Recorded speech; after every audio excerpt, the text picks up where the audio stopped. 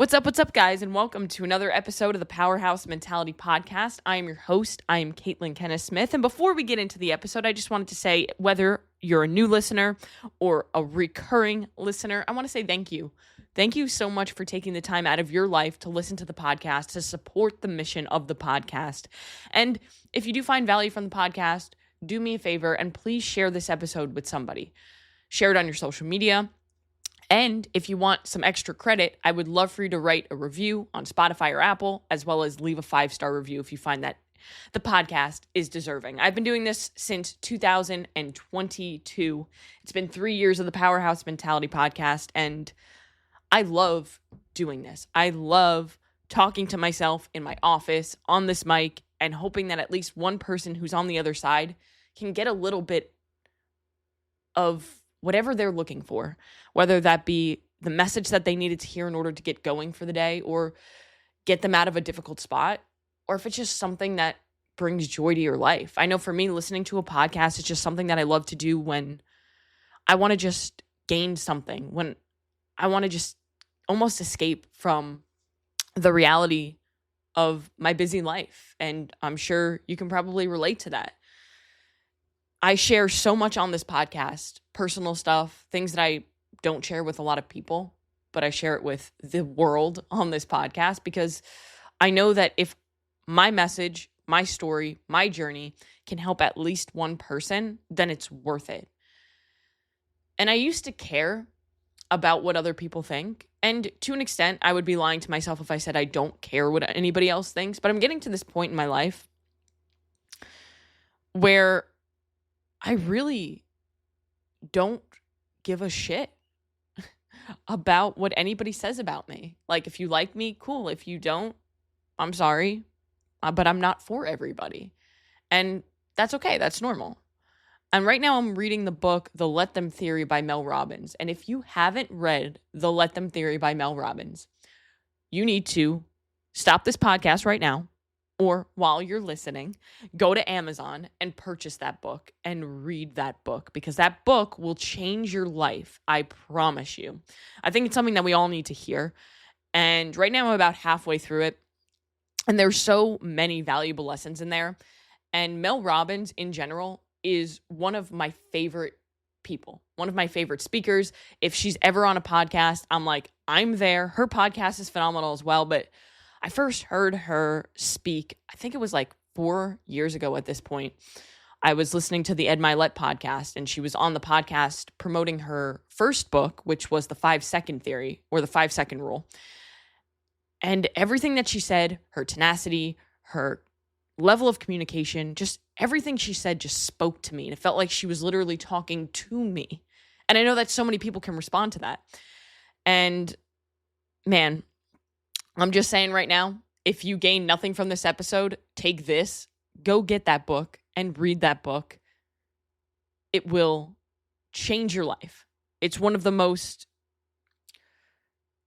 life-changing books I've read over the last couple of years. I've been really struggling lately with reading, which is weird because I guess I go through phases, but I never was a reader.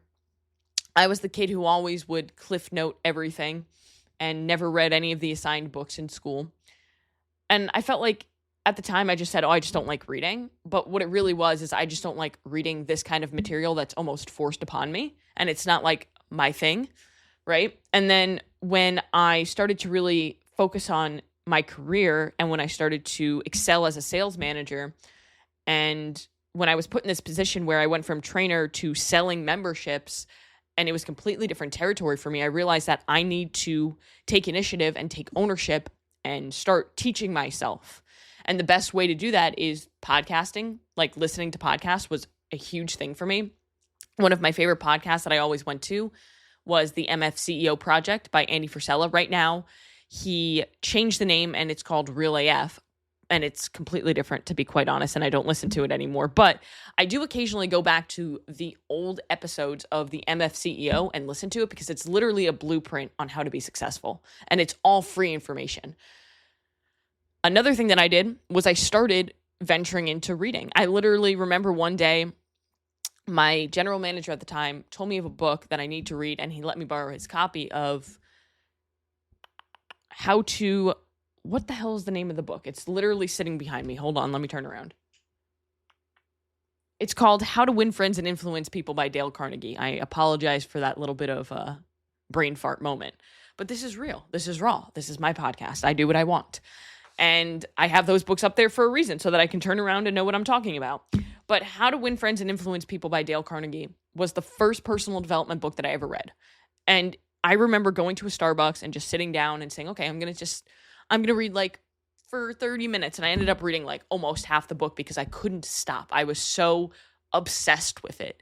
And then it led me down the rabbit hole I would go to Barnes & Noble's almost every weekend, and I would just look at all of the different books that they had on sales, on leadership, on anything personal development, because I was obsessed with getting better. And I took so much time from 2020 all the way until like now, just bettering myself. But I was really, really in it from like 2020 to 2023.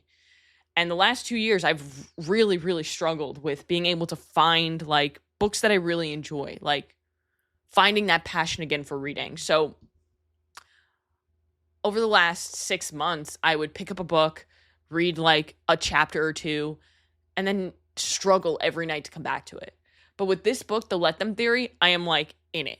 So I'm excited hoping that this kind of rekindles my spark for reading, because I love to read. And I think that books hit you in different times of your life. There have been many times where I'll read, for example, The Magic of Thinking Big. I've read that book 6 times. And every single time that I read it, it impacts me in a different way based on where I'm at in my life. So if you read a book or you pick up a book to read it and you realize, maybe this isn't the right timing, I challenge you, or I encourage you to pick it up at a later time in your life and see if maybe now is the right time. But the topic of today's episode, to kind of just completely flip the switch, and I actually did kind of touch on the topic a little bit earlier when I was talking about when I shifted from being a trainer to being a membership manager. I had to take it upon myself and take ownership in order to become better at my craft. Because if I just went off of experience and just kind of sat there every day and were like, okay, well, eventually I'll get the hang of it, then I would probably never get the hang of it, or I would be subpar. But I don't like being subpar. I like being the best that I could possibly be at something. And today's topic is, what does radical ownership actually mean? Because everybody talks about taking ownership. There's a book. It's called Taking Ownership. What the fuck is the name of the book? Goodness, I'm not doing well with book names today, but there it is, sitting on my shelf. Extreme Ownership by Jocko Willink. I remember first reading this book and being completely blown away. Because at the time when I read the book, I was actually in management. I was a general manager of gyms, and I was reading this book to become a better leader because I heard that this was like the best book for leadership. And it probably is. So if you haven't read it and you're in a leadership position, which all of us are in some way, shape, or form, you should probably read that too. Add that to your list if you haven't read it already. But extreme ownership, the biggest premise that it's based off of is taking ownership over everything that is going on. And there's a lot of opinions on this topic, right? Because a lot of people think, well, it's not my fault that this happened. If you're a manager, a lot of the times, like if your salespeople are underperforming, you're like, well, that's not my fault. I'm doing everything that I can to teach them. But are you?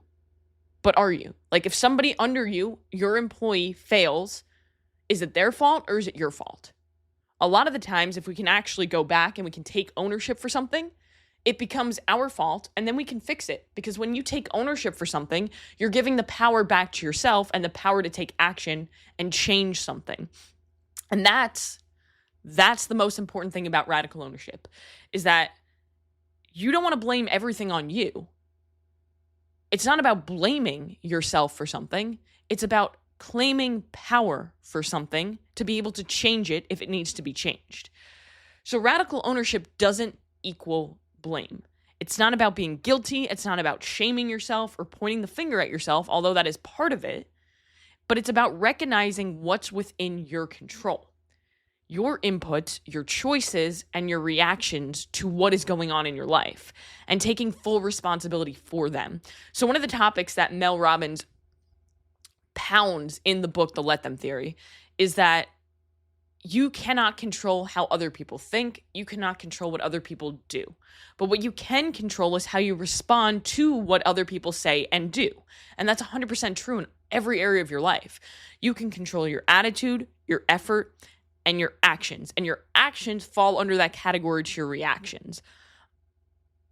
Life happens. Life happens to all of us. And all of us go through things, whether they're good things or bad things. We all have a story. We all have a journey that we're on. But how we respond to the things that happen in our life is how we move forward from them. If somebody's put in one situation and the other person is put in the same exact situation, they can come out with completely different mindset and outcomes based on how they responded to the event. So an example of this would be, you see a lot of people who, because their parents were drug addicts, they become drug addicts because of how they responded to the environment that they were put in. However, me and my brother were put in an environment where my father was addicted to drugs. Both of us are not addicted to drugs. Both of us have not touched drugs so far. I don't plan on it, and I don't think he plans on it either based on conversations that we've had. So the point of the matter is, because of how we responded to that situation, instead of going towards the thing that ruined our family as a way to cope, we realized we do not want that to happen, and we do not need to be our father. So it's how we responded and how we didn't blame ourselves for what happened, but we took the power back to be able to focus on what we can control. So when you own something, you gain the ability to change it. I've said this many times on the podcast before, and it was taught to me by Brad Lee at an event that I went to for NCI Coaching Institute that I was a part of for a bit.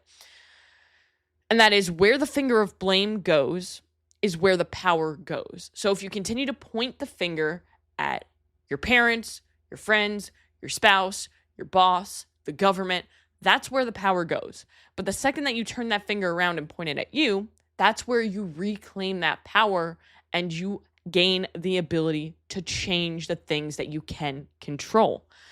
So this is about owning all the areas of your life, to give yourself power in these areas. Again, it's not about blaming yourself and feeling sorry for yourself and making yourself guilty or shamed, because that's the complete opposite of what you want to do here when it comes to taking radical ownership.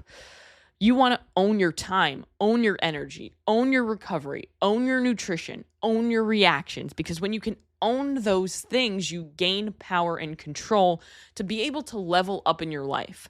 So when you own your time, you stop saying, I don't have time. You make the time for what matters. We don't have unlimited time, energy, and focus throughout our day. But we get to control where we put that time. We get to control where we put that energy and focus.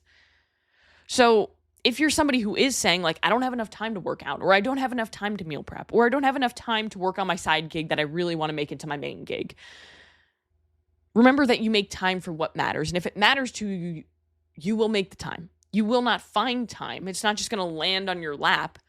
You have to create it. You have to make it. And sometimes that might mean waking up a little bit earlier, or getting off your phone, putting it in the other room, not watching Netflix, not saying yes to every single obligation that maybe doesn't serve you. So it's about tracking how you actually spend your time for one day. And you'll probably quickly see that you've been wasting a lot of time, or you've been avoiding a lot of things. So understand that time is your most valuable currency, and you need to treat it as if it is. We do not get time back. We have X amount of time on this earth, and that's it. Every day we have 24 hours. 24 hours that we never see again. Remember when you press play on this podcast episode about 14 and a half minutes ago? Yeah, you're never getting that time back. So I appreciate you spending it here with me, because I promise that I'm going to make you a little bit better today.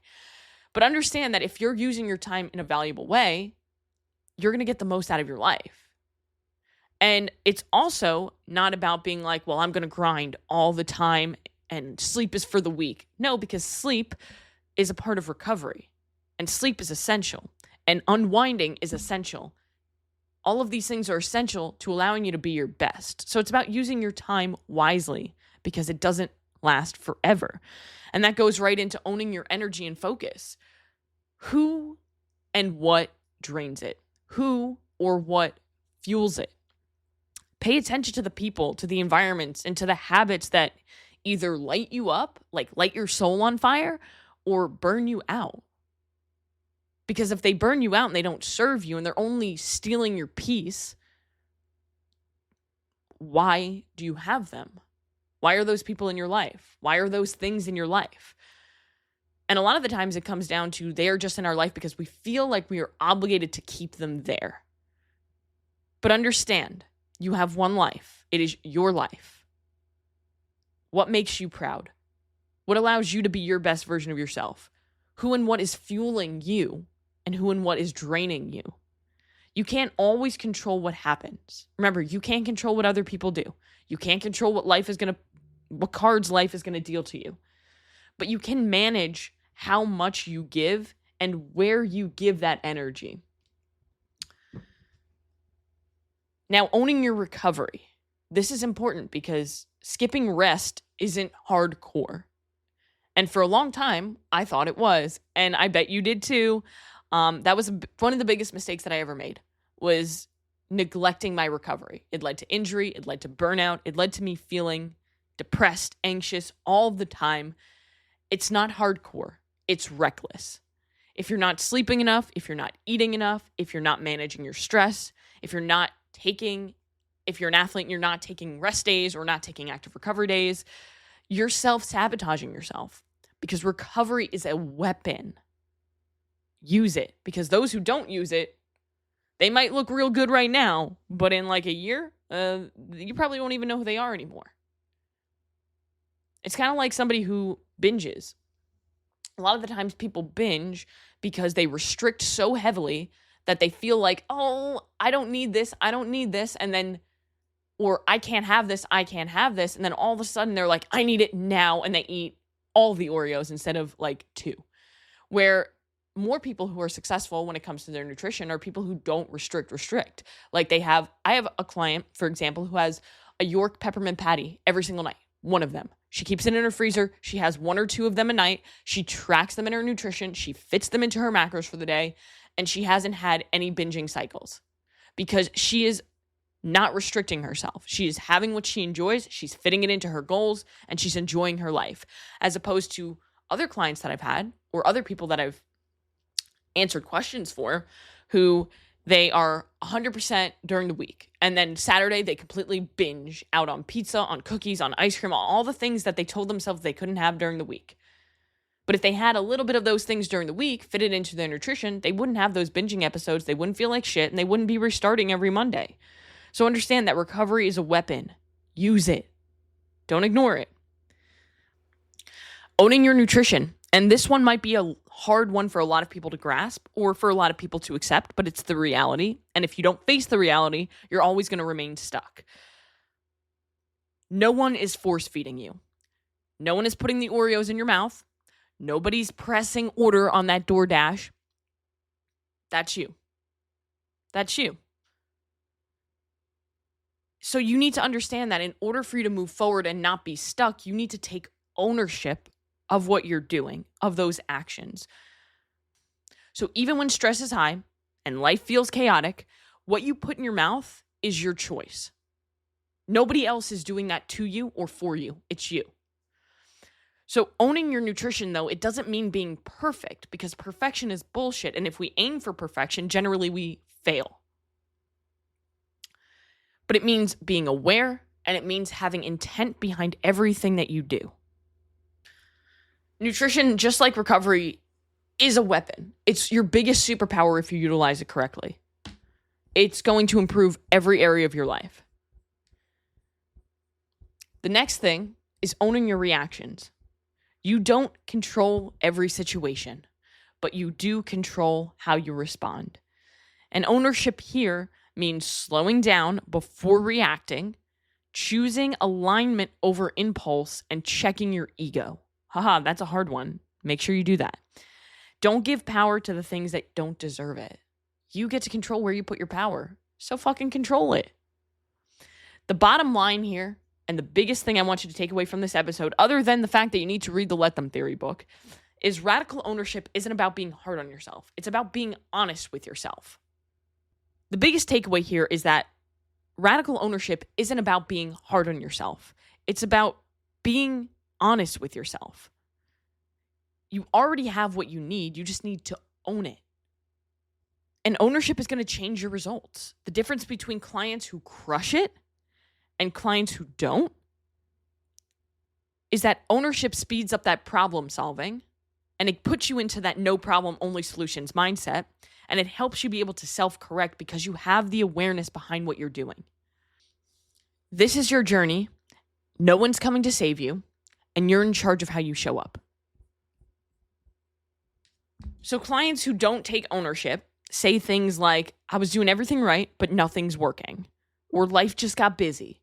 Or I just fell off track. Or I didn't have the time. And these statements, they give away power.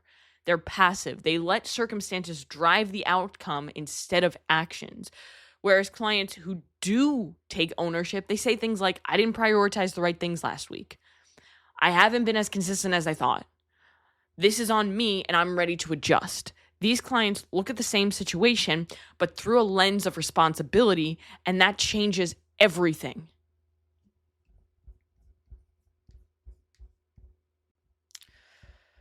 So ownership accelerates that problem solving. Like I said, it puts you into that no problems, only solutions mindset. When you own the issue, you immediately get to work on fixing it. Nobody's waiting, nobody's blaming, nobody's spiraling. Just what needs to change? Let me fix that. This leads to faster pivots, better decisions, and more momentum. And when you take ownership, that means that you have self-correction. So instead of needing constant external check-ins or hand-holding, your ownership actually builds internal accountability so you can take control of your life and you catch your patterns sooner. You start recognizing your own bullshit and you start course correcting before somebody else has to, so you see results faster. So faster progress, more confidence, and true long-lasting change. Ownership is going to build belief because when you start taking full control, you also start seeing that you can change. And that's what creates that long-term transformation that we're all chasing. Look, blaming is easy. Ownership is hard, but it's powerful. And if you want better results, own everything you can, regardless. At the end of the day, ownership is the difference between staying stuck and breaking through. You can either keep waiting, blaming, and restarting, or you can decide to take full responsibility for your time, your energy, your choices, and your results. It doesn't mean everything is your fault. It means everything is your opportunity. The people who win in fitness, business, relationships, and life aren't the ones with the perfect plan. They're the ones who own their progress, even when it's messy. So ask yourself today, what am I choosing? And what would change if you actually believed it was all yours to figure out? Ownership is your power.